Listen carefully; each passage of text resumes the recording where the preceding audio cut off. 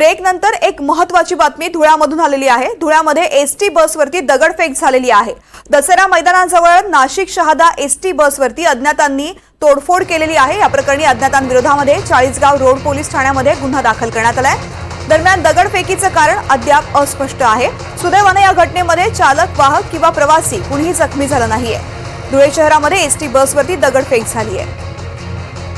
नागिंद मोरे माझे सहकारी आपल्या सोबत आहेत। नागिंद, या ठिकाणी नेमकं काय घडलंय? नक्कीच तृप्ती, आता गेल्या थोड्या वेळापूर्वी धुळे शहरातील दसरे मैदान जवळ नाशिक शहादा ही जी बस आहे ती नाशिकच्या दिशेहून शहाद्याकडे जात होती आणि अचानक काही अज्ञात 5 ते 6 तरुण या ठिकाणी तोंड बांधून आल्याची माहिती या ठिकाणी वाहकांनी आपल्याला दिलेली आहे आणि त्यांनी अचानक या बसवर दगडफेक केली आहे।